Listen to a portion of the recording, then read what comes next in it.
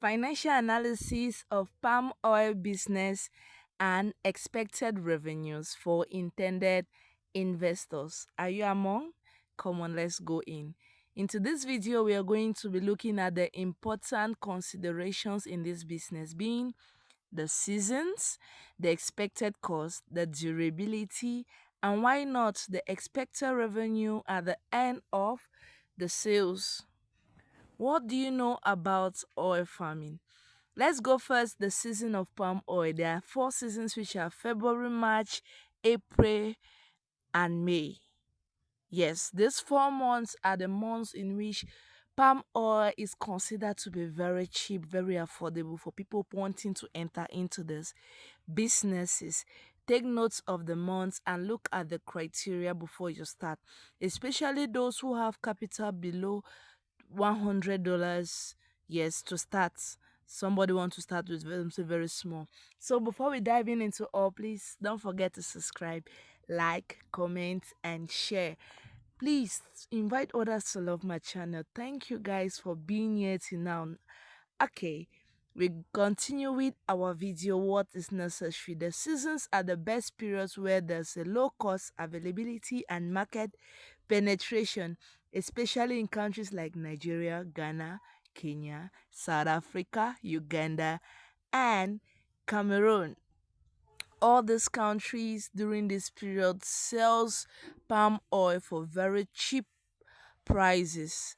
And as I'll say, your capital could be even $50 you could start. What is the expected cost you just want to see? We'll study it in three areas: the cost for producer, the cost if you're a wholesaler, and the cost if you are a retailer. These are the three stages of sales of making money here. The first is producer. Producers must take accounts of number of years, the number of acres, and the cost of production, and much more. What do you intend to know? What do you intend to do? And note all these. There's cost. If you're going in for a hectare, the cost will be different from somebody going into 5 hectares. Let's say for a hectare can cost about, let's say, $1,000 to 2,000, even $5,000, depending on the species in which you're using and the region in which you're found. And all these, so you're just expecting this cost. So from 5,000 to $100,000, you could find yourself investing as a producer. You want to make money, you want to start maybe from the trees, you give it time, it grows, and now you are transforming the oil right up to the stage where it is red oil. And you have also other probability here. The second is a wholesaler, a person who buys directly from producers, resells to retailers in city markets. They go to the suburbs or the rural areas where they mostly produce this red oil and buy there, and go now to big cities and they just sell this oil. Now they have the availability. The cost here is simply mostly the cost of transportation and the cost of storage. Yes, because transporting these goods from one region to another, from one city to another, incur costs, and transportation costs is among them. Also, we have cost of storage. Where do you store them? How do you store them?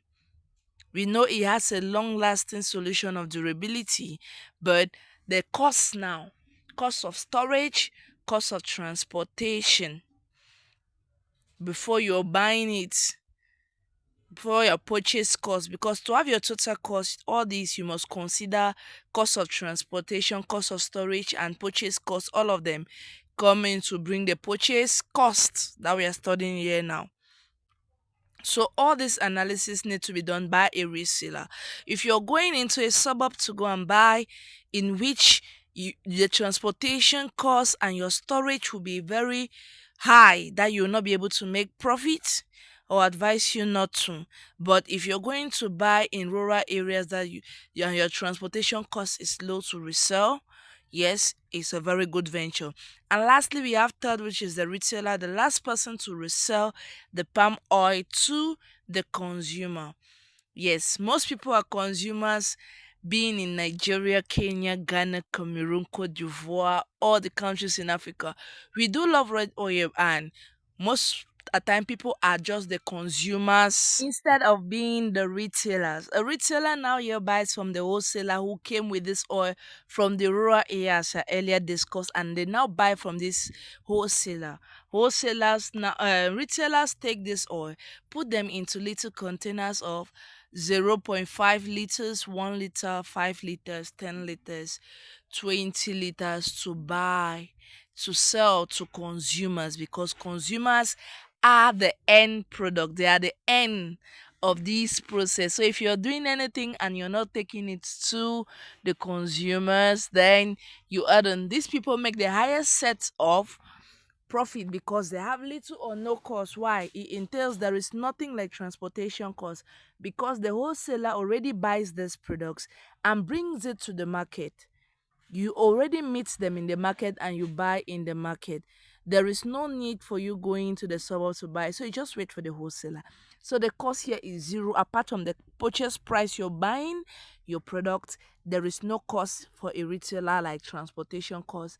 If you want to add anything associated to it, will be something like storage costs. Yes, the cost of storing this product, storing this oil for a long duration, if they are not intending to just sell it immediately. And also, there is an advantage associated with it, because during this period of availability, like January, February, March, April, May, in which oil are quite available, yes, this is the period where retailers also buy in large quantities too from wholesalers and store them.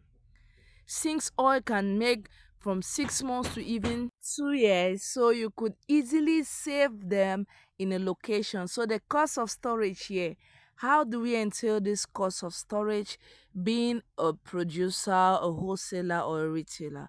A producer has little or no cost of storage here. Why? Because immediately they are done with production, wholesalers are readily available to buy immediately. At time, wholesaler give commands in advance in order to buy these products, in order to buy red oil or palm oil as you call it. The French people call it Louis Rouge. Yes, Louis Rouge. So if that is it, you are on a go. So we go also to the wholesaler. The wholesaler is somebody who also has a storage cost which could be very high, because wholesaler may intend to hold stocks. That is, they buy from producers, keep these stocks in large quantities in their warehouses, and just let it lie there for a long duration before they want to sell, such that they wait for price increase in a point where prices are that high. Maybe a liter of red oil at that point maybe it's $2, $3. That's where they want to sell. So these people are out for profit. Obviously, every business without profit is no business. No matter how a producer or retailer or wholesaler loves you, they love their business more, and moreover, you must make profit. Likewise, a retailer has little or no problem in storage. Why? Because most of the time they already have their stores or their areas in which they are already selling. So storing them there is little or nothing, because that is their area of domain. That is their discipline. That is their stores, their boutiques that they're already selling inside. So these are the highest person who faces problem with storage is the wholesaler. Why? Because wholesaler buy in drums, especially in these tanks, 200-liter tank, 500, 1,000. That's how big. So let's just go lastly now to the expected revenues. We look at the revenue in terms of producers, in terms of wholesaler, and lastly, but not the least, the retailer. Who is the producer and how does the producer makes his money? How do we evaluate all the sources of revenue from all these different persons intending to make money?